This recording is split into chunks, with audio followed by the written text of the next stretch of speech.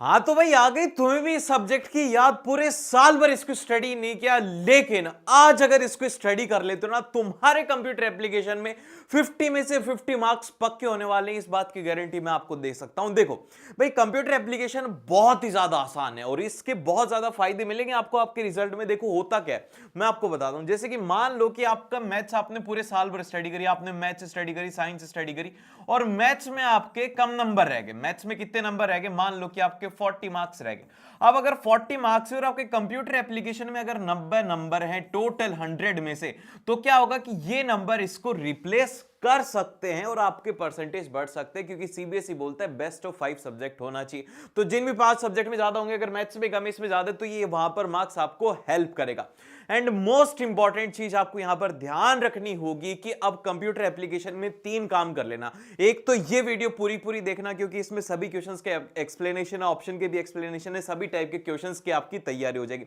दूसरा, इसकी one shot video जिसके अंदर की पूरा पूरा सिलेबस कवर है, वो देख लेना। और तीसरी, इसके इंपॉर्टेंट क्वेश्चन की वीडियो देख लेना। सारी की सारी वीडियो अगर देख लेते हो ना, तुम्हारे कंप्यूटर एप्लीकेशन में 50 आउट ऑफ 50 आ जाएंगे। ये बात की गारंटी मैं तुम्हें दे सकता हूं। देखो भाई, अब इसमें क्या आएगा? सबसे पहले हमारे पास में आएगा सेक्शन ए, जो कि क्या रहेगा, इसके अंदर 12 एमसीक्यू क्वेश्चंस पूछे जाएंगे, जो कि सभी के सभी एक एक नंबर के रहने वाले। अब आता है हमारा पहला क्वेश्चन। अब पहला क्वेश्चन स्टार्ट करें उससे पहले आप मुझे कमेंट करके बताओ कि आपका नाम क्या। आज कमेंट सेक्शन पूरा पूरा भर जाना चाहिए और साथ में क्वेश्चंस भी सॉल्व करते हुए चलना, ताकि पता तो लगे कि यार कौन कौन स्टूडेंट पढ़ के गया था। क्योंकि क्या होता है कि आप है ना पिछले वाली वीडियो देखना, उसमें देखना हो कि आप है ना, मेरे इतने सारे स्टूडेंट हैं जो कि वीडियो तो देख लेते, लेकिन आपका नाम अब की बार होना चाहिए। हर एक स्टूडेंट को बस ज्यादा टाइम नहीं लगेगा, एक नाम आपको कमेंट करना है। अब देखो, तो देखो अब आता है हमारा पहला क्वेश्चन। अब इसमें बोला गया है कि which of the following is not, तो आपको नॉट को मार्क कर लेना है भैया। Is not a web service. अब वेब सर्विस का मतलब क्या होता है? वेब सर्विस का मतलब ये होता है कि कोई भी ऐसी सर्विस जिसके लिए हमें इंटरनेट की जरूरत पड़े, उसे हम लोग क्या बोल सकते हैं? उसे हम लोग बोल सकते हैं वेब सर्विस। अब जैसे कि आप ये वीडियो देख रहे हो, ये आप किसके थ्रू देख रहे हो? इंटरनेट के थ्रू देख रहे हो, तो ये भी एक तरीके की वेब सर्विस होगी। अब इसमें ऑप्शंस में क्या क्या दिया हुआ है? सबसे पहले दिया हुआ है sending an email via a web mail client. क्या ये बात सही है कि इसके लिए इंटरनेट यूज होगा या नहीं होगा? सही है एकदम से। तो इसका क्या आंसर ये ओ हो जाएगा? ए नहीं होगा ना, क्योंकि हमने क्या बोलना है? नॉट बताना है। अभी मैंने गलती कर दी थी ना, इसीलिए एग्जामिनर आपको जानता है, बहुत अच्छे से जानता है कि स्टूडेंट यहां पर गलती करेंगे, लेकिन आप तो मेरे स्टूडेंट हो, आप ये गलती नहीं कर सकते। ठीक है, अब सेकंड ऑप्शन में दिया गया है कि मेकिंग ऑनलाइन ट्रांजेक्शन। भाई ऑनलाइन ट्रांजेक्शन के लिए भी तो इंटरनेट चाहिए होता है, ये भी गलत हो गया। फिर उसके बाद में शेयरिंग फाइल थ्रू ब्लूटूथ। भाई साहब, ये जो ब्लूटूथ वाला जमाना था ना, ये बहुत ही तगड़ा था। आप जानते हो कि ब्लूटूथ होता क्या है? क्या आप लोग जानते हो? आप लोग तो जैन जी, आपको तो पता भी नहीं होगा क्या होता है ब्लूटूथ। हमारे टाइम पे होता था भाई साहब, मैं आपको बता रहा हूं। जैसे कि हम सभी फ्रेंड्स होते थे ना, उस टाइम पर हनी सिंह का बड़ा ट्रेंड था। जब भी कोई भी नया सॉन्ग वगैरह आता था ना, तो उस टाइम पर हनी सिंह के जो गाने होते थे सभी को पसंद होते थे। हम लोग सभी लोग ब्लूटूथ के जरिए एक फोन से दूसरे फोन में लेके जाते थे। भाई बहुत मजा आता था और उसकी रिंगटोन लगाते थे। हनी सिंह का उस टाइम पर क्रेज था।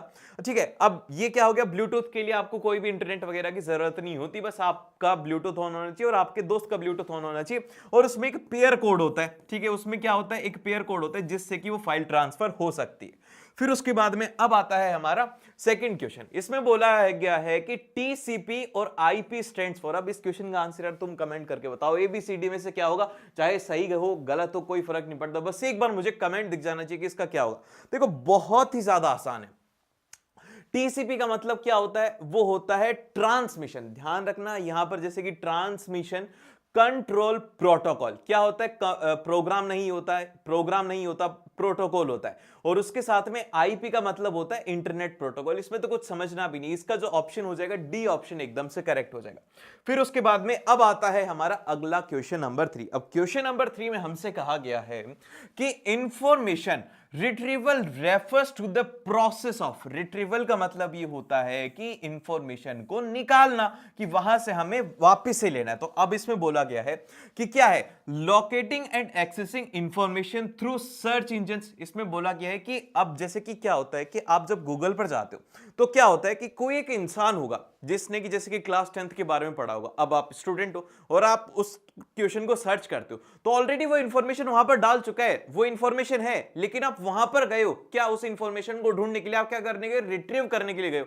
तो इसको क्या बोला जाता है, इसको बोला जाता है इंफॉर्मेशन रिट्रीवल। तो इसीलिए सबसे पहले locating and accessing the information through the search engine, search engine से हम लोग जो भी इंफॉर्मेशन करते हैं वो रिट्रीव करते हैं, ठीक है, ये बात आपको ध्यान रखना होगा। अभी जैसे कि वीडियोस जब यूट्यूब पे आती है तो ये क्या होता है, जब YouTube पर वीडियोस आती हैं तो इसमें आप लोग क्या करते हो, इसमें भी तो YouTube भी तो क्या एक तरीके का सर्च इंजन है, उसके ऊपर क्या होती है, वीडियोस होती है, आप सर्च करते हो क्लास 10th तो आपको क्लास 10th की वीडियोस मिल जाती है, अगर आप सर्च करते हो क्रिप्टो तो आपको क्रिप्टो की वीडियोस मिल जाती हैं। तो ठीक इसी तरीके से अब आपके पास में आता है क्वेश्चन नंबर 4। अब क्वेश्चन नंबर 4 में बोला गया है कि which of the following is an attribute of body tag. अब देखो ये बॉडी टैग क्या होता है, कैसे इनको यूज करना है, ये सब आपको पता होना चाहिए। जैसे कि सबसे पहला जो यहां पर हमें ऑप्शन दिया गया है वो दिया गया है वी लिंक। अब वी लिंक का मतलब क्या होता है, जैसे कि आप देखते होंगे ना कि आपने जैसे कि गूगल पर कुछ भी सर्च किया तो वहां पर क्या आती है, सबसे पहले ब्लू कलर की सारी वेबसाइट्स आती है जो कि आपकी नॉन विजिटेड होती है, लेकिन नीचे नीचे आपकी कोई ना कोई एक विजिटेड वेबसाइट होती है, मोस्ट विजिटेड। तुम्हारे फोन की मुझे पता है कौन सी है मोस्ट विजिटेड, तो वो क्या होती है, वो हो जाती है हमारे पास में दूसरे कलर की, वो पर्पल कलर की हो जाती है। तो अब तो गूगल पे तो ऐसे ही होता है और कहीं का मुझे पता नहीं तुम कहां कहां क्या सर्च करते हो, तो अब पर्पल कलर की हो जाती है। तो वो जो लिंक होता है उससे आप ऑलरेडी विजिट कर चुके हो, तो ये सर्च इंजन के ऊपर दिखाने के लिए हम लोग क्या यूज करते हैं, वी लिंक। तो इसका जो फुल फॉर्म है वो है यहां पर विजिटेड लिंक। फिर उसके बाद में जो फेस होता है ये कैसे यूज किया जाता है, फेस का मतलब होता है, कई बार ऐसा यूज किया जाता है जैसे कि फॉन्ट होता है ना, फॉन्ट के लिए इसको यूज करते हैं, जैसे कि कौन सा फॉन्ट होना चाहिए, एरियल होना चाहिए या फिर जो भी आपको डिजाइन चाहिए उसके लिए यूज करते हैं। और इसको यूज कैसे किया जाता है वो भी मैं आपको बता देता हूं। देखो अब यूट्यूब पर पढ़ाने वाले तो बहुत है, लेकिन ऑप्शंस को एक्सप्लेन करने वाला कोई नहीं है यार, इसको बस तुम्हारे भैया ही कर सकते हैं। तो इसको कैसे करेंगे, इसका जो एट्रीब्यूट बनेगा ना वो बनेगा फॉन्ट, और फिर उसके बाद में आपको फेस कैसा चाहिए, आपको फेस कैसा चाहिए, आप कहेंगे कि मुझे तो एरियल चाहिए, ठीक है, तो आपने यहां पर ये इस तरीके से एट्रीब्यूट बना दिया। तो इस तरीके से आप बना सकते हो। फिर उसके बाद में कलर, कलर किसका है, कलर किसका है, ये किसका है, यहां पर फॉन्ट का है, ठीक है। और फिर उसके बाद में अब यहां पर कलर है, तो कलर किसका हो गया, ये स्टाइल का हो गया, कि ये किसके लिए, इसका जब हम लोग एट्रीब्यूट लिखते हैं तो इसके लिए हम लोग लिखते हैं बॉडी। स्टाइल कैसी चाहिए हमें, स्टाइल कैसी चाहिए, स्टाइल के लिए हम लोग लिख देंगे जैसे कि हमें रेड चाहिए, हमें रेड कलर बहुत ज्यादा पसंद है, ये हमने लिख दिया। तो इस तरीके से हम लोग हर किसी का एट्रीब्यूट लिख सकते हैं। और फॉन्ट साइज किसका, ये ऑप्शंस नहीं है, बस इसका जो आंसर है वो तो वी लिंक है, लेकिन इनको आपको समझना होगा, अगर एग्जाम में ऐसा ना आकर के कुछ और आ जाएगा तो उस केस के अंदर आप लोग क्या करने वाले हो, ठीक है। तो ये बात आपको ध्यान रखनी है। फिर उसके बाद में अब आता है हमारा अगला क्वेश्चन जो कि है यहां पर क्वेश्चन नंबर 5। इसमें बोला गया है कि in HTML the BG colour attribute is used to. अब ये जो बीजी कलर यार इसमें तो साफ साफ पता लग रहा है ना, बीजी मतलब बैकग्राउंड, तो किसके लिए काम में आएगा, तो ये काम आएगा यहां पर to set the background colour of web page. क्या ये बात सही है, एकदम से सही है, उसके बैकग्राउंड को सेट करने के लिए आएगा। तो बीजी से आप समझ जाओ कि बैकग्राउंड का। फिर उसके बाद में select the text of the web page, बिल्कुल गलत है। और फिर उसके बाद में set the background image of web page, ये भी गलत है। इसके लिए क्या यूज में लिया जाता है, इसके लिए जब भी हमें कुछ भी सेट करना होता है ना, तो इसके लिए आप ध्यान रखना कि इसमें हमें उस इमेज की लोकेशन बतानी होती है, जैसे कि इमेज करके .jpg, ठीक है, कुछ भी हो सकता है, कुछ भी फॉर्मेट में हो सकता है, तो उसमें हमें इमेज को पहले स्पेसिफाई करना होता है। और लास्ट में कि सेट द बैकग्राउंड टेक्स्ट, ये हो ही नहीं सकता, इसमें कभी भी बैकग्राउंड टेक्स्ट वेब पेज का हम लोग सेलेक्ट नहीं कर सकते, सेट नहीं कर सकते। और फिर इसके बाद में आता है, अब आता है हमारा क्वेश्चन नंबर 6। अब क्वेश्चन नंबर 6 है ना आप लोगों के लिए, अब ये है ना बहुत ज्यादा ध्यान से सुना, इसमें कुछ इंफॉर्मेशन है जो कि ध्यान रखना, एग्जाम में पूछी जा सकती है, एमसीक्यू इनसे आ सकता है। इसमें बोला गया है कि which of the following is a use of VoIP। अब ये VoIP होता क्या है, ध्यान से सुनो।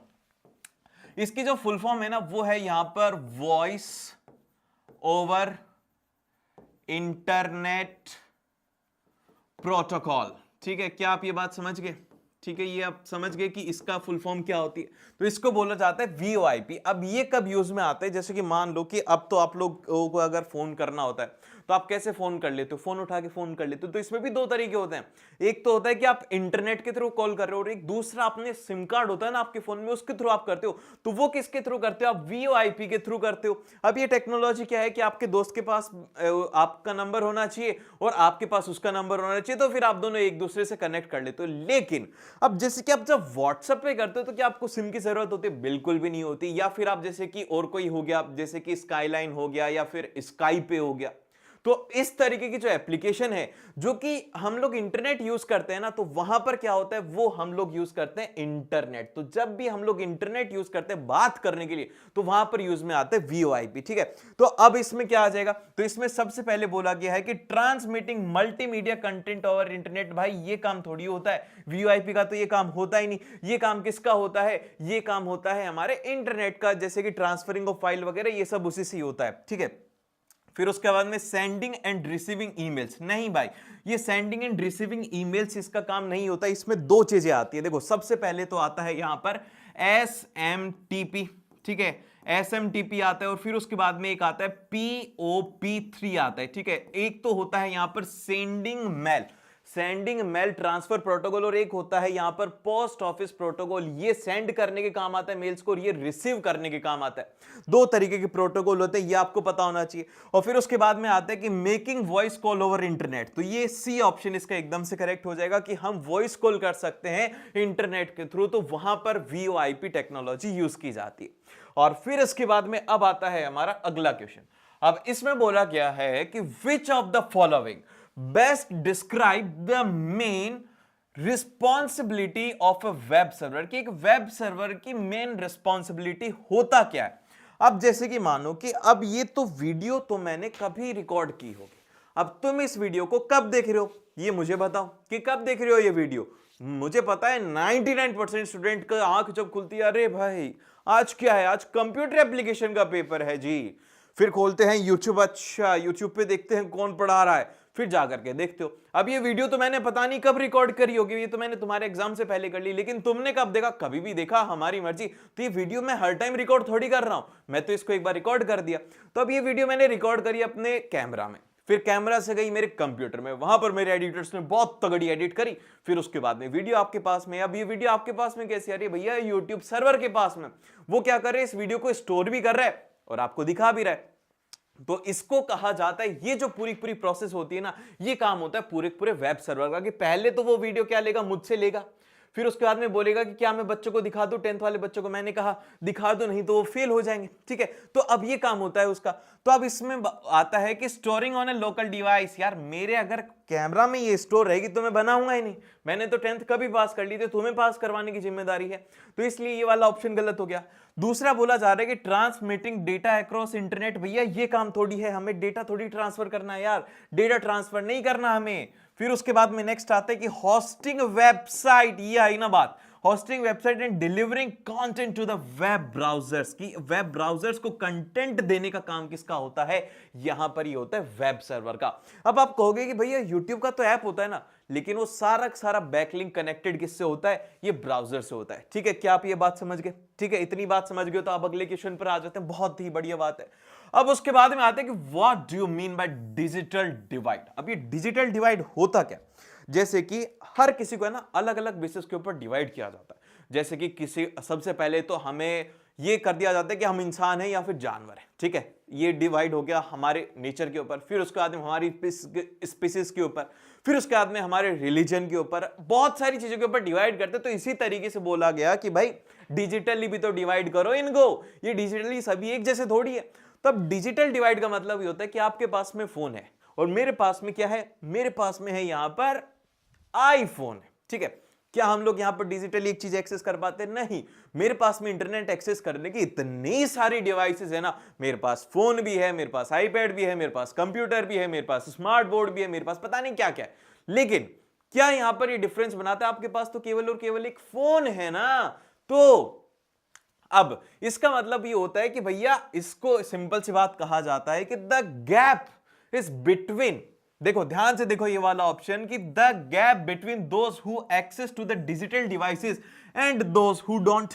अब कुछ लोग एक्सेस कर पाते, कुछ लोग एक्सेस नहीं कर पाते, उसको कहा जाता है डिजिटल डिवाइड। अब आप कहोगे कि भैया आपने तो ये वाली बात बताई थी ना कि आपके पास ये है वो है, मेरी मर्जी, मैं कुछ भी बोलूं, लेकिन आपको तो बस इतनी सी बात ध्यान रखने की, जो एक्सेस कर पाता है और जो एक्सेस नहीं कर पाता उसको हम लोग डिजिटल डिवाइड कहते हैं। इसमें ज्यादा दिमाग लगाने की जरूरत है नहीं।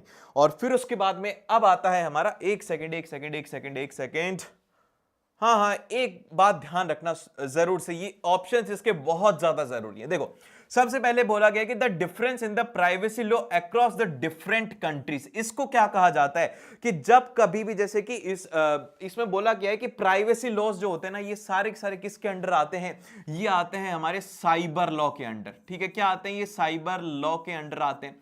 और फिर उसके बाद में नेक्स्ट आता है कि the issue of intellectual property rights. ये जो इंटेलेक्चुअल प्रॉपर्टी के राइट होते हैं, जैसे कि मेरी वीडियो है, अगर किसी ने मेरी वीडियो कॉपी करी तो मेरे पास में सारे के सारे राइट है, मैं उनका कॉपीराइट स्ट्राइक मार करके चैनल उड़ा सकता हूं। तो ये क्या होता है, ये होता है कॉपीराइट स्ट्राइक, जिसको कि आप कॉपी नहीं कर सकते। तो ये इंटेलेक्चुअल राइट्स को कहा जाता है, कॉपीराइट कहा जाता है, ये आपको ध्यान रखना है। ठीक है, और फिर उसके बाद में आता है, अब आता है हमारा क्वेश्चन नंबर 9। इसमें बोला गया है कि which of the following is a character of open source software. कि ओपन सोर्स सॉफ्टवेयर क्या होता है, देखो इसके नाम से क्लियर हो रहा है, इसके नाम से ही क्लियर हो रहा है। ओपन सोर्स सॉफ्टवेयर का मतलब ये होता है कि एक ऐसा सॉफ्टवेयर जो कि हर कोई एक्सेस कर पाए फ्री में। ठीक है, अब जैसे कि कुछ ऐसे सॉफ्टवेयर होते हैं, जैसे कि एप्पल का सॉफ्टवेयर हो गया, जिससे कि हम लोग वीडियोस एडिट करते हैं, वो काफी ज्यादा एक्सपेंसिव होता है, तो वो ओपन सोर्स नहीं है। लेकिन लाइनेक्स जो है, लाइनेक्स क्या है, वो फ्री ऑफ कॉस्ट अवेलेबल है, आप उसे जा सकते हो, उसे डाउनलोड कर सकते हो, अपने अकॉर्डिंग आप उसे मॉडिफाई कर सकते हो, उसे आप अपना नाम भी दे सकते हो। तो इस तरीके के जो सॉफ्टवेयर होते हैं ना, उनको कहा जाता है ओपन सोर्स सॉफ्टवेयर, जिसको कि आप आसानी से क्या कर सकते हो, ये एक तो पहले फ्री ऑफ कॉस्ट होते हैं, दूसरा इनको आसानी से कोई भी मॉडिफाई कर सकता है अपनी नीड्स के अकॉर्डिंग। सेकंड ऑप्शन में बोला गया कि फ्री ऑफ कॉस्ट है but can not be modified, क्यों ये बात होती है, ऐसा नहीं होता। तो फिर उसके बाद में चलते हैं हम लोग नेक्स्ट क्वेश्चन के ऊपर। फिर उसके बाद में अब आता है हमारा क्वेश्चन नंबर 10। अब इसमें बोला गया है कि राहुल है भाई, राहुल आ गया। अब यहां पे देखो राहुल, अब राहुल बोल रहा है कि उसको है ना अपने दूसरे कंप्यूटर पे एक्सेस कर रहा है। मान लो कि वो ऑफिस गया था और उसके इंपॉर्टेंट फाइल्स घर पे रह गए। अब उससे पता है कि उसके कंप्यूटर में सेव है, लेकिन वो घर पे जा नहीं सकता, अगर घर पे जाएगा तो बॉस उसको परमानेंट घर पे भेज देगा। तो उससे बोला जाता है कि उसको कौन सा प्रोटोकॉल यूज करना चाहिए जिससे कि वो इसको आसानी से एक्सेस कर पाए। ठीक है, तो देखो सबसे पहले बोला गया है, पहले नहीं होता, मैं कई बार टंग स्लिप हो जाती है ना दोस्तों। तो अब सबसे पहले ऑप्शन में दिया गया है SMTP। इसके पहले भी हम लोग इंफॉर्मेशन ले चुके थे, इसको बोला जाता है सेंडिंग मेल ट्रांसफर प्रोटोकॉल। फिर उसके बाद में POP3, पोस्ट ऑफिस प्रोटोकॉल, जो कि क्या आता है, रिसीव करने के काम आता है और ये सेंड करने के काम आता है। दोनों किसके काम आते हैं भैया, ईमेल के काम आते हैं। क्या हमारे राहुल का काम इससे हो जाएगा, अरे उसे ईमेल थोड़ी चाहिए, उसे तो फाइल चाहिए। फिर उसके बाद में HTTP क्या होता है, HTTP तो वेबसाइट के लिए होता है। तीसरा आता है टेलनेट। टेलनेट इसका एकदम से करेक्ट ऑप्शन हो गया कि उसके अगर घर वाले कंप्यूटर पर अगर टेलनेट उसने इंस्टॉल कर रखा होगा तो उसी आईडी से अगर वो अपने ऑफिस वाले कंप्यूटर में लॉगिन कर लेगा तो उस फाइल को एक्सेस कर सकता है, तो इसे कहा जाता है। फिर उसके बाद में अब आता है हमारा अगला क्वेश्चन। अब इस क्वेश्चन के अंदर बोला गया, क्वेश्चन नंबर 11, ध्यान से पढ़ना, इसके अंदर असर्शन रीजनिंग वाला क्वेश्चन। इसमें बोला गया कि FTP is used for transferring file over a network. अब कोई भी नेटवर्क हो सकता है, जैसे कि आपका मोबाइल नेटवर्क हो सकता है, आपका वाईफाई हो सकता है, उसके थ्रू आप किससे ट्रांसफर कर सकते हो, FTP से कर सकते हो। तो इसमें बोला गया, इसका रीजन दिया गया है कि FTP encrypts all the file transfers. बिल्कुल भी नहीं होता, FTP इनक्रिप्ट नहीं करता है। जैसा आपने, जैसे कि जो भी ट्रांसफर किया इंटरनेट के थ्रू, आपने कुछ भी लिखा इंटरनेट के ऊपर, आपने सीधा मुझे भेज दिया एज अ प्लेन टेक्स्ट, वो मेरे पास में आ गया, इनक्रिप्ट नहीं हुआ। लेकिन व्हाट्सएप पे क्या होता है, जैसे कि मानो कि अब एक एग्जांपल लेते हैं कि ये हो आप लोग, ये तो सबसे पहले तो ये हूं मैं, मेरा नाम जानते हो आप लोग, मेरा नाम है आयुष, और आपका नाम क्या है, आपका नाम बोल देते चलो पिंकू। ठीक है, पिंकू कोई भी है। अब मेरे को पिंकू को एक सीक्रेट बात बतानी है, जो कि यहां पर ये राजू को पता नहीं लगनी चाहिए। ठीक है, अब जैसे कि अगर हम लोग FTP से ट्रांसफर करते ना, तो ये हमारी बात बीच में सुन सकता था, लेकिन हमने क्या किया, इनक्रिप्टेड सॉफ्टवेयर यूज किया, व्हाट्सएप। तो व्हाट्सएप के ऊपर क्या होता है, सारी जो डेटा होता है वो इनक्रिप्टेड होता है। तो इससे क्या होगा कि अब हमारा डेटा क्या हो गया, इनक्रिप्ट हो गया, कोड हो गया। तो इसको हमने अगर मान लो कि लिख दिया एप्पल, तो राजू को क्या सुनाई देगा, ये तो बनाना की बात कर रहे हैं। तो यहां पर पिंकू को तो पता है वापस से वो इनक्रिप्ट होकर इसके पास में आ जाएगा एप्पल, लेकिन ये सोचेगा ये तो आज बनाना खाने वाले हैं, ठीक है। तो ये होता है, ठीक है। तो इसलिए यहां पर ये सेकंड वाला रीजन इनकरेक्ट हो गया, तो ऑप्शन नंबर सी इसका करेक्ट हो गया कि ए ट्रू है, आर फॉल्स है। फिर उसके बाद में अब आता है हमारा अगला क्वेश्चन नंबर 12। क्वेश्चन नंबर 12 में कहा गया है कि when we enter the URL of a website in a address bar, the web browser retrieves the web page from the web server। क्या ये बात एकदम से सही है? क्या ये थोड़ा सही बोल रहा है? क्या ये बात एकदम से सही कह रहा है? हाँ भाई, ये बात तो सही कर रहा है कि जब भी हम लोग कोई भी यूआरएल को वेबसाइट पर जाते हैं तो वो वेब ब्राउजर क्या करता है, वो ढूंढता है कि जैसे कि आपने कोई भी एक अपनी वेबसाइट जब लॉगिन की, कौन सी वेबसाइट कोई भी की होगी, मुझे क्या पता, तो वहां पर क्या होता है कि वो वेब पेज ढूंढता है। आपने लिखा कुछ भी XYZ, तो वो क्या करेगा, देखेगा कि भाई इंटरनेट के ऊपर ये XYZ कहां है, वो एक सेकंड में पूरी वेबसाइट देखेगा, फिर देखेगा कि अच्छा ये तो XYZ तो यहाँ पे है, तो इसको यहाँ पे जाना है, तो फिर ये आपको XYZ वहां से दिखा देगा। तो क्या ये काम ये करता है? बिल्कुल सही करता है।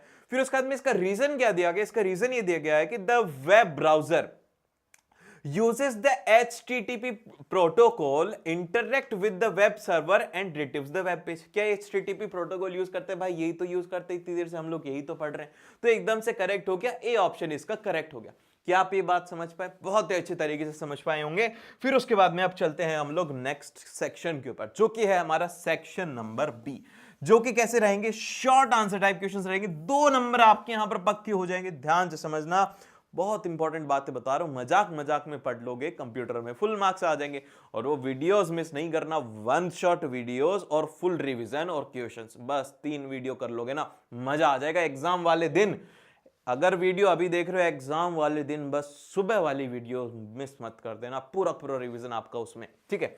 अब सबसे पहले बोला गया है कि what is the importance of comments. Comments की इंपॉर्टेंस क्या होती है? हमसे पूछिए भाई साहब, कमेंट्स की इंपॉर्टेंस क्या होती है?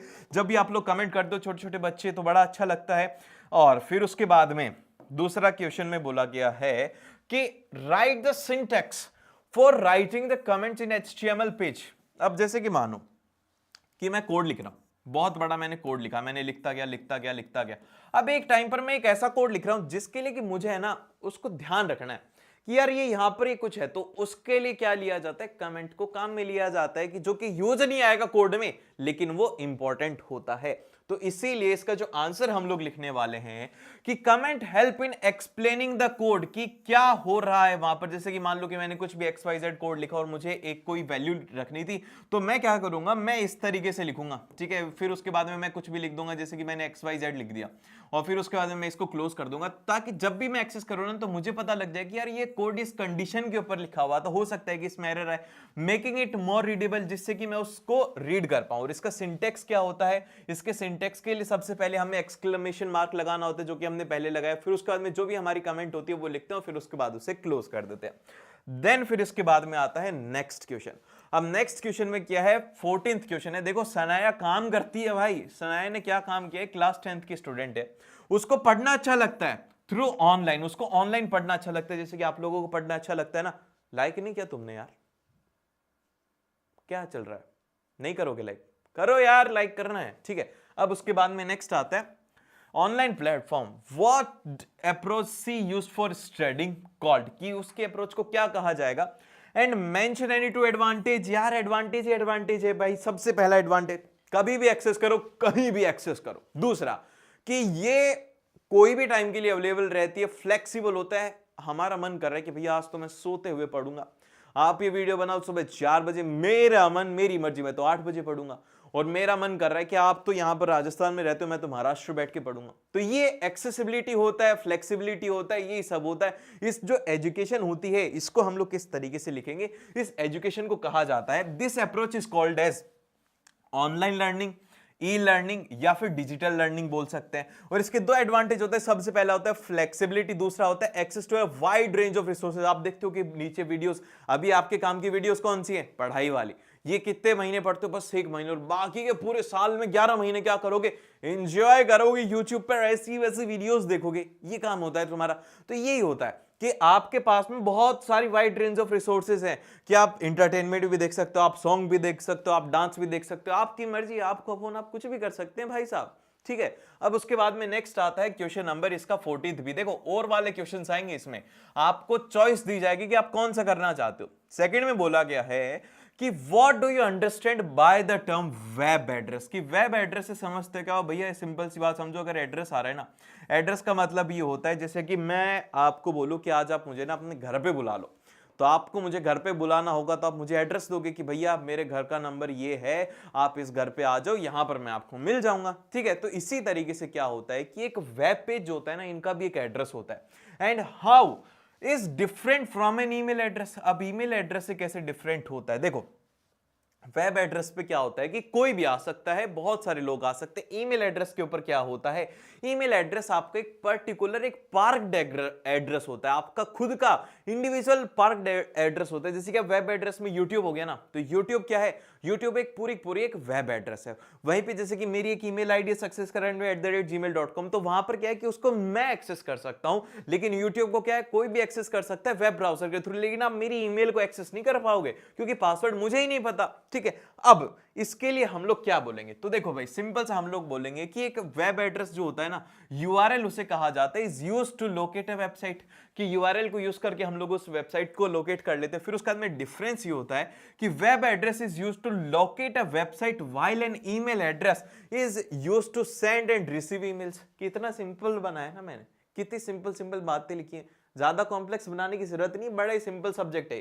क्या तुम्हें दिख तो रहा है क्या ये एक तो ज्यादा छोटा हो गया हो? ज्यादा छोटा हो गया ना तो ऐसे जूम कर लेना, ऐसे इस तरीके से। ठीक है, तो वो आपके लिए जूम इन हो जाएगा। अब क्वेश्चन नंबर 5th बोल रहा हूं, 15th है ब्रो। तो अब इसमें बोला गया है कि Aarav is designing a web page. देखो भाई स्टूडेंट्स काम करते हैं, तुमने कंप्यूटर एप्लीकेशन पढ़ा ही नहीं है।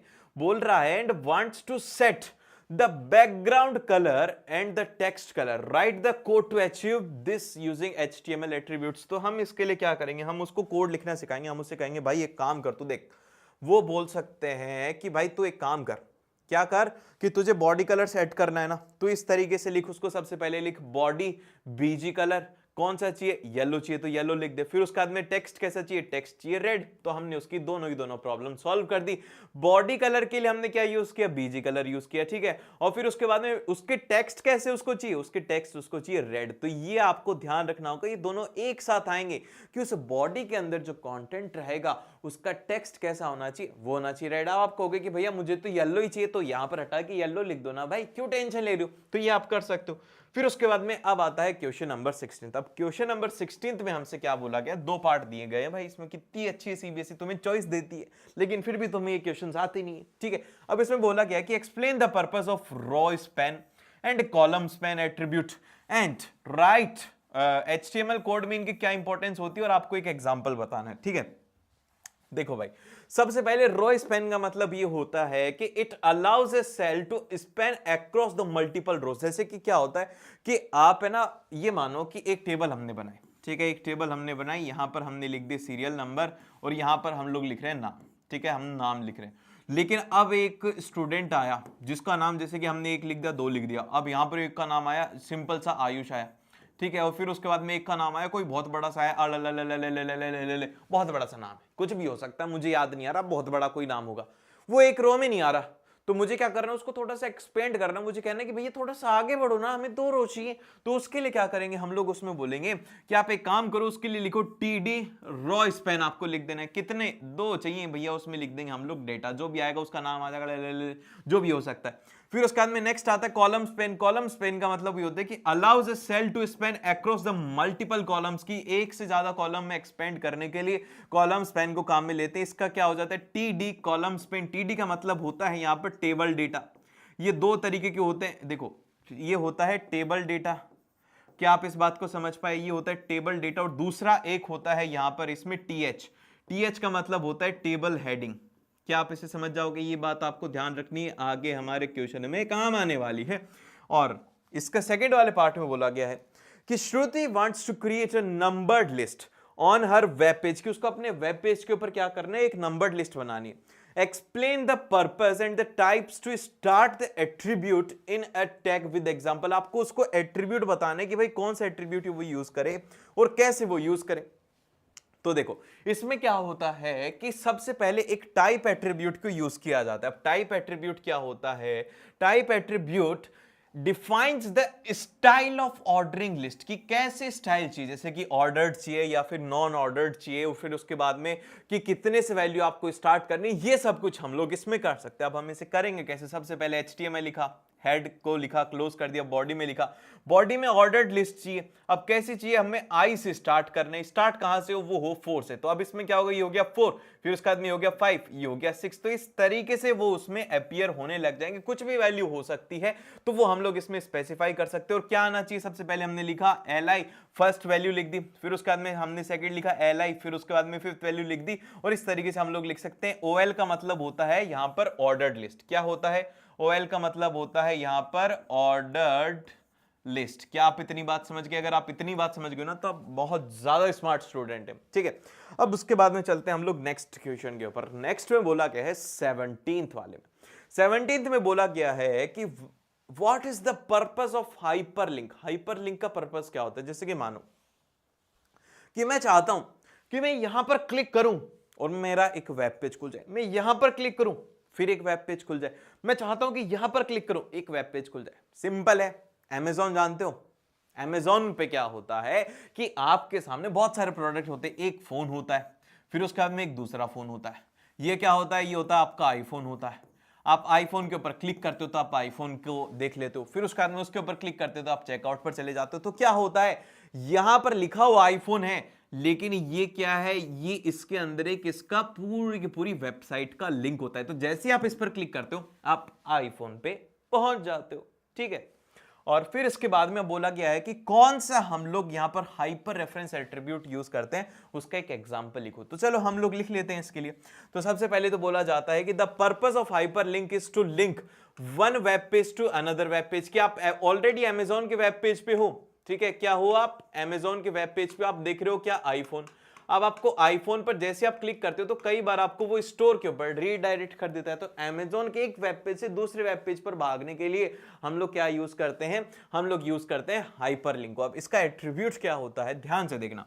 हम सबसे पहले लिखते हैं यहां पर HREF और वहां पर हमारी वेबसाइट का नाम होता है। जैसे कि हम लिख देते हैं abcd.com, ठीक है। और फिर उसके बाद में हमने ये यहाँ पे लिख दिया। अब दिखना कैसा चाहिए, हमें दिखना चाहिए XYZ में।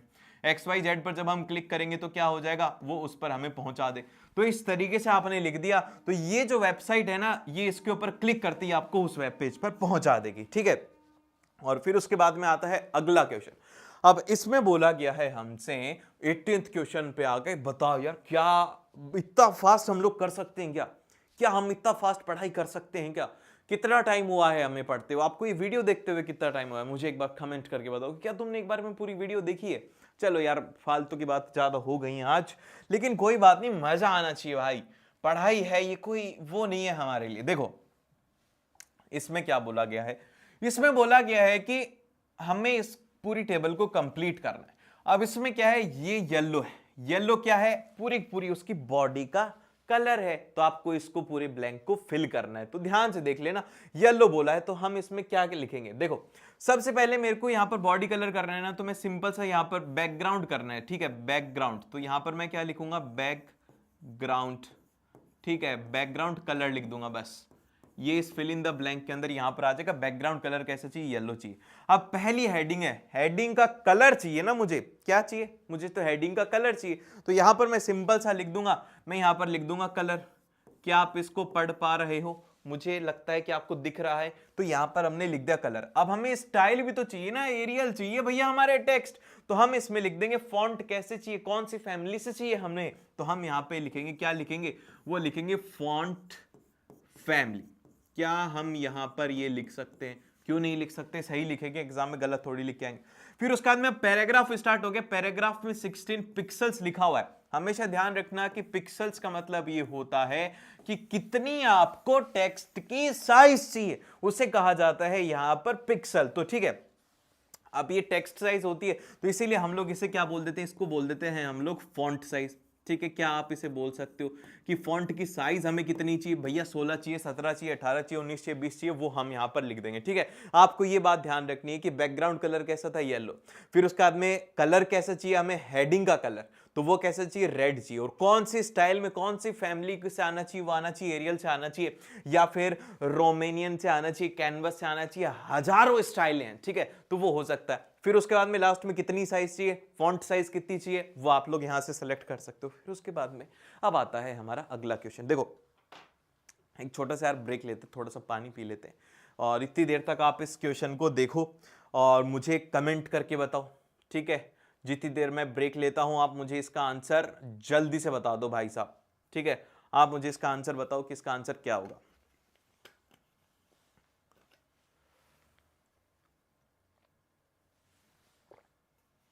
लीजिए, जल पी लीजिए।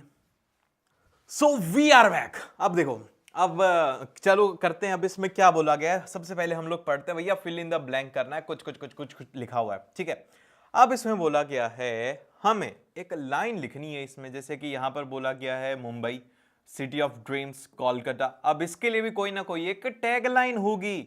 देखो यहां पर क्या है, यहां पे हमने एक कॉलम को स्टार्ट किया डीडी को, फिर उसके बाद में अब हमें यहां पर एक लाइन लिखनी है। क्या लाइन लिखनी है, कोलकाता के लिए क्या लाइन है यहां पर, द सिटी ऑफ, कुछ भी लिख सकते हैं, मुझे याद नहीं है। आपको यहां पर इस तरीके से लिखना होगा, द सिटी ऑफ। जो भी कोलकाता वाले लोग हैं वो किसके लिए फेमस है, वो आप मुझे कमेंट करके बता सकते हो। फिर उसके बाद में नेक्स्ट में आता है, बोला गया कि पॉपुलर सिटीज इन इंडिया। फिर उसके बाद में अब जैसे कि हम अभी भी पढ़ के आए थे ना, ऑर्डर्ड लिस्ट, टाइप कैसा होना चाहिए, हमें चाहिए रोमन में चाहिए, तो हम लोग लिख देंगे सिंपल आई। और फिर उसके बाद में अगर हमें जैसे कि इसमें आपको 1 2 3 में चाहिए तो आप लिख सकते हो 1, अगर आपको रोमन में चाहिए तो आप रोमन में लिख सकते हो, अगर आपको जैसे कि फर्स्ट ये चाहिए या फिर इस तरीके से चाहिए तो आप इस तरीके से लिख सकते हो। तो ये आपको उसमें लिखना होगा, वो जैसा क्वेश्चन में कहा जाता है वैसा हम लोग इसका सॉल्व करते हुए चलते हैं। फिर उसके बाद में नेक्स्ट में बोला गया है, थर्ड लाइन में बोला गया है मुंबई के बाद में लास्ट वाली लाइन में क्या है कि एक और चीज है, कितने से स्टार्ट होना चाहिए। आप चाहो तो आप कहो, आप सरकार हैं, आप कहें कि आप 5 से स्टार्ट करेंगे, आप 5 से कर लीजिए, आप कहेंगे 6 से करें, 6 से कर लीजिए, 1 से करें, 1 से कर लीजिए। क्वेश्चन में जो भी दिया हो वो आपको यहां पर इसमें लिख देना है। ठीक है, और फिर उसके बाद में लास्ट में एक लाइन बची हुई है, कौन सी लाइन, आप इसके लिए जो भी लाइन ऐड करना चाहते हो, कोई भी सिटी ऐड करना चाहते हो, आप कौन सी सिटी से वीडियो देख रहे हो मुझे कमेंट करके बताओ, उस सिटी का नाम आप यहां पर लिख सकते हो। इस तरीके से आप इन क्वेश्चंस को सॉल्व कर सकते हैं। अब आता है हमारा अगला क्वेश्चन। अब इसमें बोला गया है कि 19th क्वेश्चन है, 19th क्वेश्चन में बोला जा रहा है कि Ravi is trying to make a online payment, वो ऑनलाइन पेमेंट कर रहा है ऑन ई कॉमर्स वेबसाइट, एक ई कॉमर्स वेबसाइट के ऊपर वो कर रहा है पेमेंट, और he see the website's URL starts with HTTP। ठीक है, और फिर उसके बाद में बोला गया कि should he continues with the payment and give reason, कि क्या उसको करना चाहिए या फिर नहीं करना चाहिए। अब HTTP का मतलब दो तरीके से होता है, दो होती हैं आप वेबसाइट ध्यान से देखना। एक तो बड़ी वेबसाइट्स होती है जैसे कि रियल वेबसाइट, Amazon हो गया, फ्लिपकार्ट हो गया, और एक होती है जैसे कि फेक वेबसाइट। तो इनमें क्या डिफरेंस होता है, इनमें एक छोटा सा डिफरेंस होता है, वो होता है ये सिंपल, अगर HTTP है ना, ये तो इंटरनेट पर अगर कोई भी वेबसाइट है तो वो इसको फॉलो करते हैं, लेकिन अगर इसके आगे लग जाए S का मतलब होता है secure.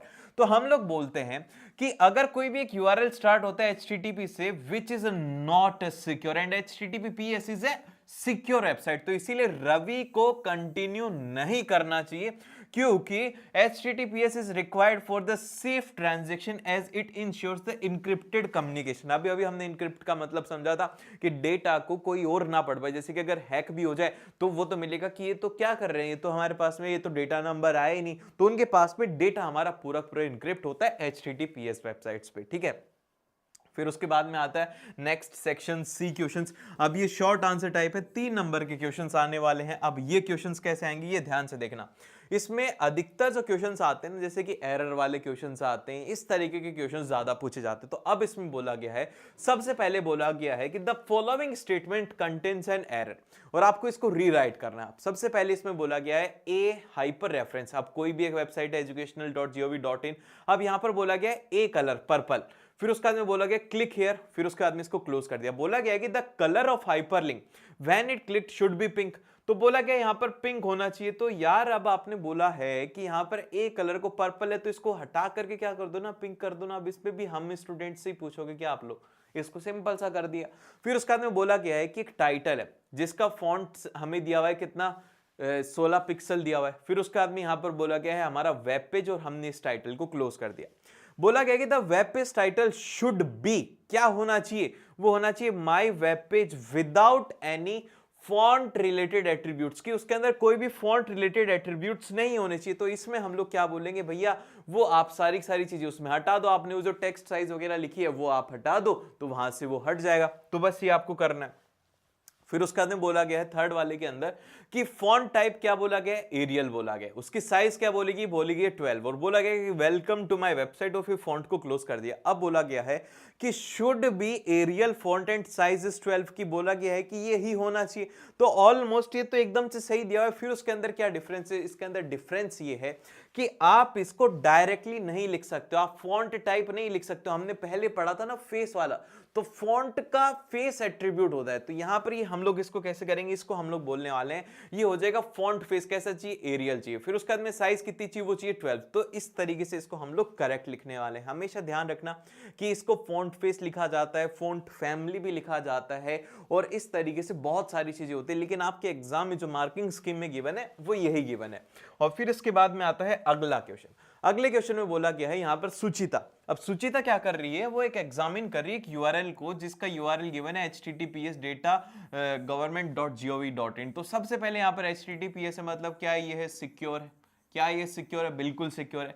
And has a few questions, help her by providing answers of the following question. सबसे पहले बोला गया कि which part of the URL represents the protocol, की कौन सा पार्ट यहां पर रिप्रेजेंट करता है प्रोटोकॉल को। तो भैया सिंपल सी बात है, https ही तो करता है, इतनी देर से ये तो कर रहे हैं। अगर https है तो यहां पर क्या है, सिक्योर है, और अगर http है तो नॉन सिक्योर है, ठीक है। और फिर उसके बाद में दूसरे में क्या बोलती है, दूसरे में बोल रही है कि what is the meaning of S in https। कोई सवाल हुआ, पिछले 1 मिनट से हम लोग यही कर रहे हैं, ये तो आपको पता ही है। फिर उसके बाद में बोला गया कि what do the abbreviation URL and www stands for world wide web. ये तो हमें आना ही चाहिए यार, ठीक है। अब इसमें हम लोग कुछ भी नहीं कर सकते, इतने आसान आसान क्वेश्चन आते और फिर भी तुम्हारे वो अच्छे नंबर नहीं आते, ठीक है। ये यूआरएल का मतलब होता है यूनिफॉर्म रिसोर्स लोकेटर, और www का मतलब होता है वर्ल्ड वाइड वेब। क्या ये आप इतनी बात समझ पाए। तो चलो नेक्स्ट क्वेश्चन के ऊपर। अब नेक्स्ट क्वेश्चन में बोला गया, कौन सा क्वेश्चन पर आ गया भैया, 22 पेपर आ गए और पता भी नहीं लगा। Right a suitable code for embedding an audio and video in a web page.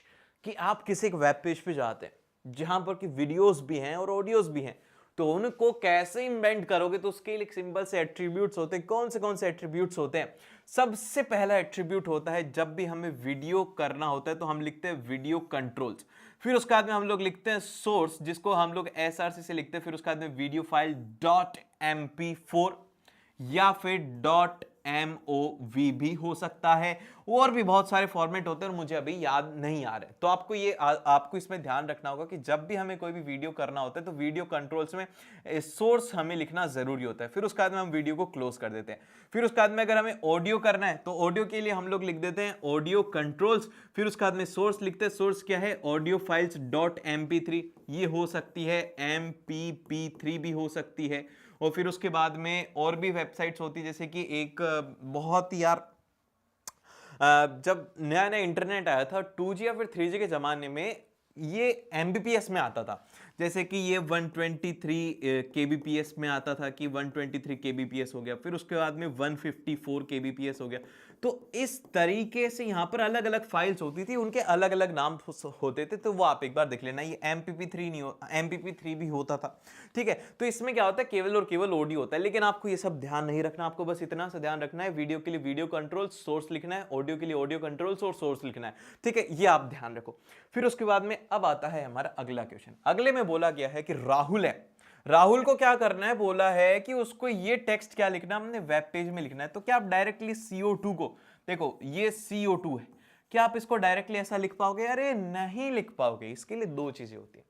एक होता है नीचे गिरे हुए इंसान को हम लोग बोलते हैं यहां पर सबस्क्रिप्ट।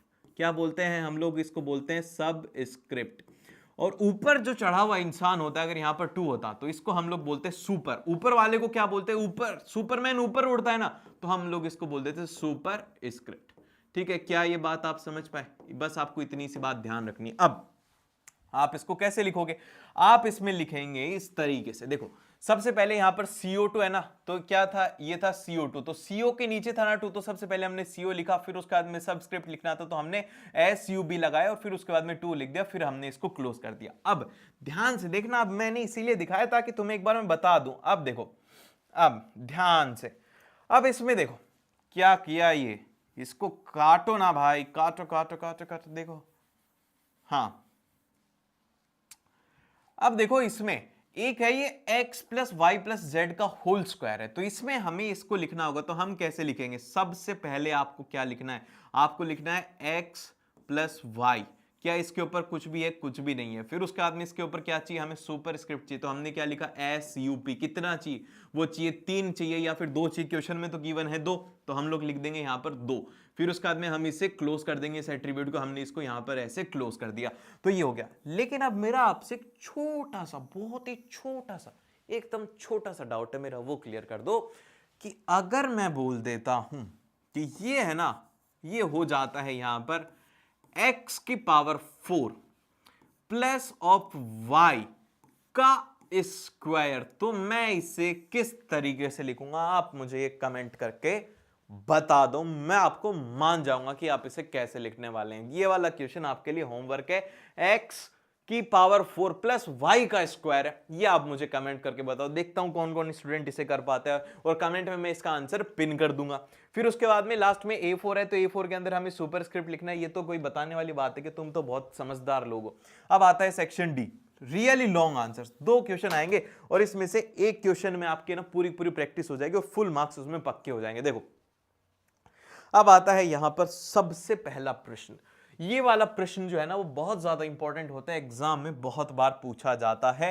ये आपको टेबल का कोड पूरा का पूरा मेरे साथ में ही बनाना होगा। अभी हम लोग बनाने वाले, ये आएगा, ठीक है। अब इसमें देखो, सबसे पहले हम इसको किस तरीके से स्टार्ट करेंगे? आप देखो कि इस वेब पेज के ऊपर क्या दिख रहा है आपको? एक तरफ तो क्या दिख रही है? ये दिख रही है हेडिंग। क्या आप इसको हेडिंग बोल सकते हो? हमने बोल दिया कि भाई ये है हेडिंग, ठीक है। और फिर दूसरा, क्या आपको यहां पर इसका जो बैकग्राउंड कलर है कैसा दिख रहा है? वो आपको बैकग्राउंड कलर आपको दिख रहा है यहां पर लाइट ग्रीन, तो आपने यहां पर इसको लिख दिया लाइट ग्रीन, आपने इसे लिख दिया।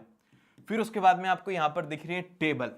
टेबल में भी सबसे पहले ये ऊपर ऊपर क्या दिख रही है? ये दिख रही है आपको टेबल की हेडिंग, तो आपने यहां पर लिख दिया कि भैया ये क्या है? ये है टेबल हेडिंग, ठीक है। अब आपने यहां पर ये टेबल हेडिंग लिख दिया।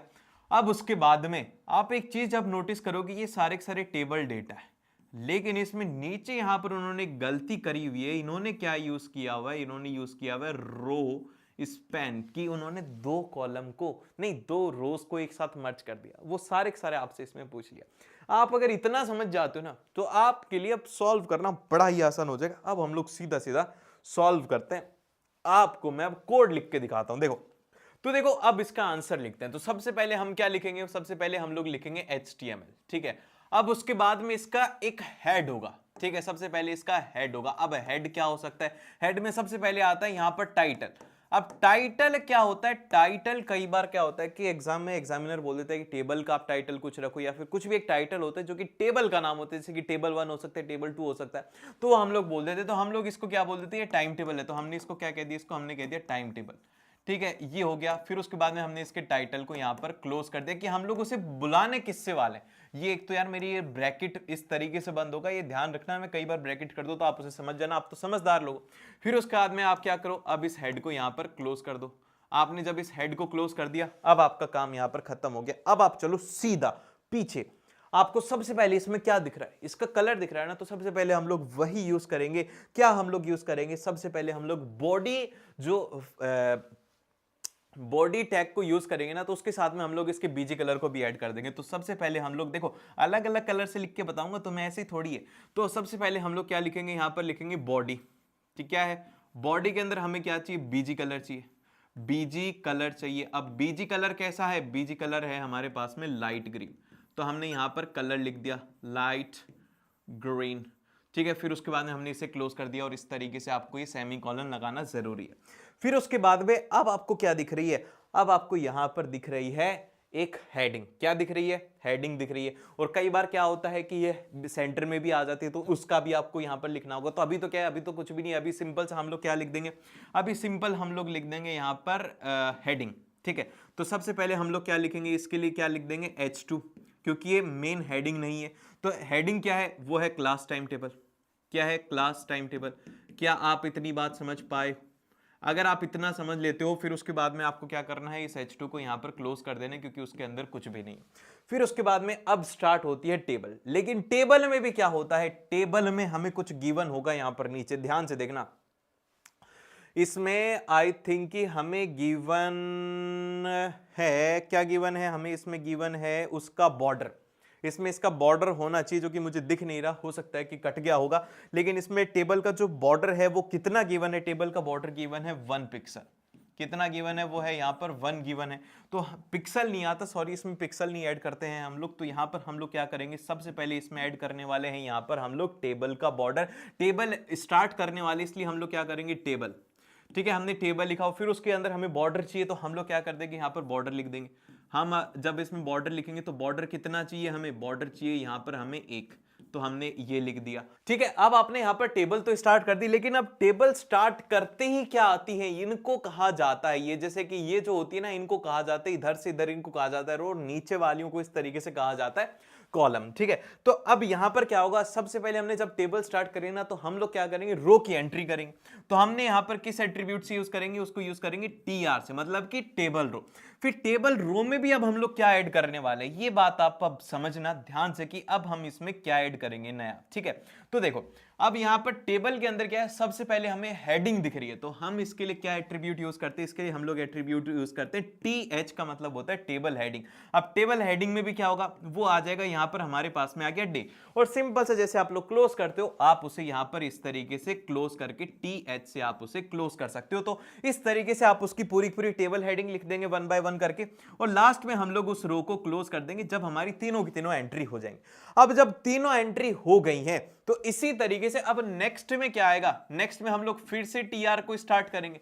अब उसमें क्या आएगा, उसमें नॉर्मल डेटा है, तो उसके लिए हम लोग क्या करेंगे, TD। TD का मतलब क्या होता है, TD का मतलब होता है यहां पर टेबल डेटा, ये आपको पता होना चाहिए। फिर उसके बाद टेबल डेटा में क्या आ सकता है, ABC, कुछ भी आपको यहां पर गिवन होगा, वो फिर आप उसको यहां पर TD से क्लोज कर देंगे। क्वेश्चन के अकॉर्डिंग आपको सॉल्व कर रहे हैं, लेकिन समझना जरूरी है।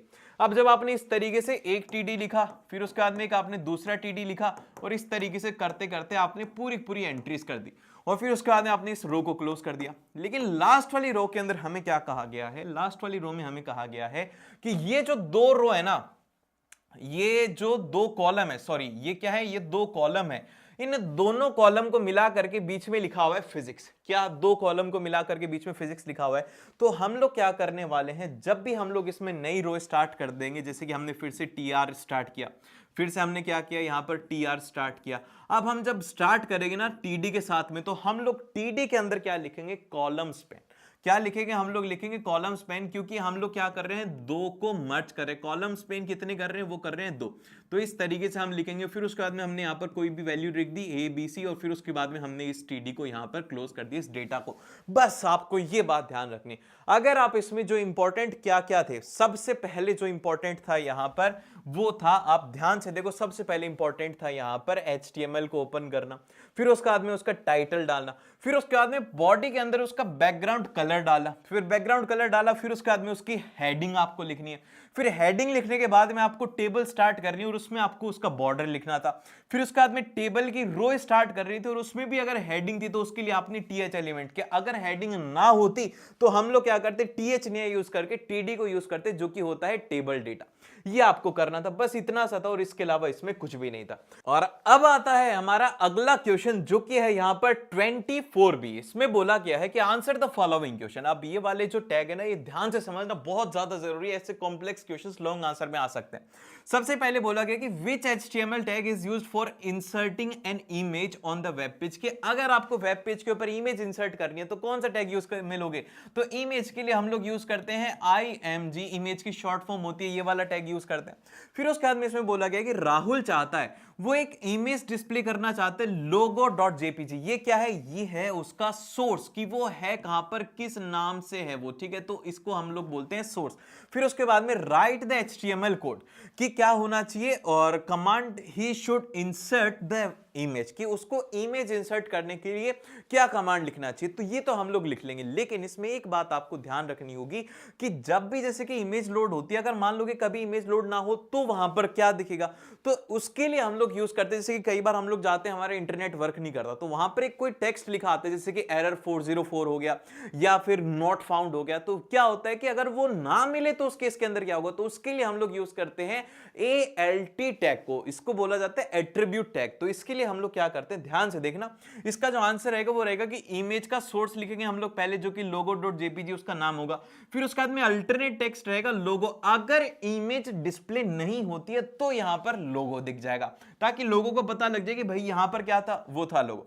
फिर उसके बाद में बोला गया कि on the same web page Rahul अब चाहता है कि एक ऐसा लिंक हो जाए दूसरे वेब पेज का, कि जिसका कि हमें एड्रेस दिया हुआ है, ठीक है, ये कुछ भी हो सकता है, ऑप्टोकॉस जो भी है। फिर उसके बाद में when the image is click, कि अब क्या हो रहा है, जैसे कि पहले तो हम क्या करते थे, जैसे कि सोर्स था तो सोर्स का हमने बनाते थे और सोर्स पर क्लिक करते चले जाते, लेकिन अब वो चाह रहे हैं कि अब आप है ना इमेज बनाओ और इमेज पर क्लिक करके आप दूसरे पर चले जाओ, तो इसके लिए कोड लिखो। तो इसका कोड लिखना बड़ा ही सिंपल सा है, जैसे कि हमारा जो हाइपर लिंक होता है ना, उसे हम लोग लिखते हैं AHREF, तो उसके अंदर हमने वेबसाइट का नाम लिख दिया। फिर उसके बाद में अब हमें इमेज वाला जो कोड था, जैसे कि हमने अभी अभी जो लिखा था ना ऊपर वाला, इसे ही हम लोग लिख देंगे ताकि इमेज डिस्प्ले, फिर इमेज पर डिस्प्ले करते ही हम लोग कूद करके दूसरे वेब पेज पर चले जाएंगे। और फिर उसके बाद में ऑल्ट जो एट्रीब्यूट होता है, ये क्या करता है, अल्टरनेट टेक्स्ट प्रोवाइड करता है for the image that will be displayed when the image is fail to load, कि अगर जैसे कि इमेज नहीं होती डिस्प्ले तो उस केस के अंदर हम लोग एल्ट एट्रीब्यूट को यूज करते हैं। और फिर इसके बाद में आता है हमारा अगला सेक्शन ई, जो कि केस बेस्ड सेक्शन रहता है, बहुत ज्यादा इंपॉर्टेंट है, बहुत सिंपल सिंपल से क्वेश्चंस इसमें पूछे जाते हैं। अब देखो इसमें क्या है, इसमें बोला गया है कि मिस्टर, अब देखो रवि के साथ में क्या हो गया, रवि के साथ में हो गया ना आखिरकार में स्कैम, बहुत ज्यादा वो फुदक रहा था। स्मार्टफोन लेता है, begin exploring the online platforms and he decided to book a train ticket to visit his home town and search for a booking website which looks like very original website, दिख रही थी original. After entering his personal payment details he notice that the money has been deducted from his account and he did not receive any booking confirmation and he realised that he has been a victim of fraud. तो अब उसके साथ में ऐसा तो होना ही था, क्यों होना था, क्योंकि उसने ध्यान नहीं दिया। अब क्या हुआ था कि what kind of fraud is with mister Ravi, तो इसके साथ में कैसा हुआ है, साइबर फ्रॉड हुआ है। क्या हुआ है, ई कॉमर्स फ्रॉड बोलते हैं, या फिर इसको साइबर फ्रॉड भी बोल सकते हैं, या फिर फिशिंग भी आप लोग इसे कह सकते हो, और साइबर फ्रॉड भी इसे कहा जाता है। और फिर उसके बाद में नेक्स्ट क्वेश्चन में पूछा गया है कि what which sensitive information may have been explored due to the fraudulent activity, कौन सी इंफॉर्मेशन उसकी चली गई होगी, पर्सनल इंफॉर्मेशन, पेमेंट इंफॉर्मेशन, दोनों की दोनों चली गई होंगी। तो इसमें हम लोग लिखेंगे कि financial information, personal information, payment information सारी चली गई। और फिर उसके बाद में नेक्स्ट में आता है कि what should mister Ravi have checked in the URL before entering his detail, कि उसको अपनी डिटेल्स चेक डालने से पहले क्या देखना था, अभी इतनी देर से तो समझ रहे थे HTTPS उसे देखना था, तो वो उसे देखना था। फिर उसके बाद में नेक्स्ट आता है कि what steps can mister Ravi take to protect his financial information in future, कि भैया हमेशा देखो कि एक तो ट्रस्टेड पेमेंट गेटवेज हो, जैसे कि रेजर पे हो गया, या फिर बाकी के जितने भी पेमेंट हो गए, SBI पे हो गया, या फिर HDFC बैंक हो गया, या फिर गूगल पे हो गया, या फिर पेटीएम हो गया, इस तरीके के पेमेंट गेटवे उनको देखना चाहिए जो कि ट्रस्टेड हो। और फिर उसके बाद में हम नेक्स्ट में आता है क्वेश्चन नंबर 26। अब इसमें कहा गया है कि मीरा है, एक क्रिएटिव स्टूडेंट है, जो कि क्या करती है, उसको डिजाइन करने का, पोस्टर डिजाइन करने का बड़ा ही शौक है। And while preparing a poster for a cultural festival she downloaded a image content from the internet without seeking the permission और giving credit to the original creators. अब जैसे कि उसने क्या किया कि उसको अच्छा लगा तो उसने यहां पर डाउनलोड कर लिया। अब जैसे कि अधिकतर स्टूडेंट क्या करते हैं, मूवीज वगैरह भी होती हैं उनको भी डाउनलोड कर लेते, तो वो किसके अंदर आते, तो ये इससे रिलेटेड क्वेश्चन है, हो सकता है कि मूवी से रिलेटेड है, हो सकता है कि ये किसी की एक वेब पेज था या फिर किसी का वीडियो था या फिर कुछ भी हो सकता है। अगर वो उसकी परमिशन के बिना आप लोग लेते हो तो क्या होता है? तो सबसे पहले बोला गया है कि can this incident be consider as an the violation of intellectual property rights IPR. तो यहां पर बिल्कुल से सही होगा भाई, हाँ हो सकता है, yes this is example of IPR violation, because Meera क्या कर रही है, बिना किसी की इंफॉर्मेशन के क्रिएटिव वर्क को यूज कर रही है मीरा की, तो अब लग गई। और फिर उसके बाद में नेक्स्ट क्वेश्चन में पूछा गया है कि mention the type of intellectual property right violation committed to Meera, कि कमिटेड बाय मीरा, मीरा से कौन सा हुआ, वो है प्लेगरिज्म, इसको कहा जाता है प्लेगरिज्म। और फिर उसके बाद में नेक्स्ट में आता है कि mention the type of intellectual rights violation committed by Meera, ये तो पढ़ लिया ना भाई, दूसरी बार क्यों करेंगे। फिर उसके बाद में तीसरे में बोला गया है कि how can Meera avoid this type of ethical issues while preparing posters, कि पोस्टर जब भी प्रिपेयर करे तो उसके लिए क्या कर सकती है, सबसे पहले बोलना चाहिए कि उसके पास में प्रॉपर क्रेडिट उसे देना चाहिए जिसका कि उसने चुराया है, इसको बोला जाता है तुमने चुराया है। और फिर उसके बाद में ओरिजिनल क्रिएटर्स को बाय सिटिंग द सोर्सेस, कि उनके सोर्स को भी बताना चाहिए कि भाई ये इमेज मैंने यहां से उठाई है। और फिर उसके बाद में उसको कॉपीराइट फ्री रिसोर्सेज यूज करना चाहिए जो कि जिनके ऊपर की कॉपीराइट नहीं आता। और फिर उसके बाद में लास्ट में लिखा गया है कि उसको फ्यूचर में क्या करना चाहिए, always respect the copyright laws and seek the permission before using someone else work. फिर उसके बाद में avoid spreading the misinformation और using the online content without verifying its authenticity, के बिना किसी के कहे आपको उसके ऑथेंटिसिटी के बिना कोई भी ऑनलाइन कंटेंट यूज नहीं करना चाहिए। और ये होती है हमारी वीडियो यहां पर समाप्त। और एक सीक्रेट कोड देता हूं जो कि अभी के अभी कमेंट कर देना, क्योंकि स्टूडेंट्स को पता नहीं होना चाहिए। देखो आपने पूरी पूरी वीडियो देखी तो आपका भी कुछ ना कुछ तो एक जलवा होना चाहिए, तो आप कमेंट कर देना कि भाई यार ये तो 3743 क्या होता है भाई, ये तो कल के पेपर में आएगा, मुझे बताओ। ये एक सीक्रेट कोड है जो कि आप लोग कमेंट कर सकते हो ताकि मुझे भी पता लग जाए। अब ये इनक्रिप्ट हो गया ना डेटा, क्या हो गया, डेटा इनक्रिप्ट हो गया, आपको पता है मुझे पता है, और जिस स्टूडेंट ने नहीं देखा कमेंट पढ़ रहा है उसको नहीं पता, तो ये डेटा इनक्रिप्शन हो गया। तो इस तरीके से आप अच्छा पेपर कर सकते हो। 3 वीडियोस के बारे में बताया था, उन तीनों वीडियो को भूलना मत, और मिलते हैं आपसे नेक्स्ट वीडियो में। All the best.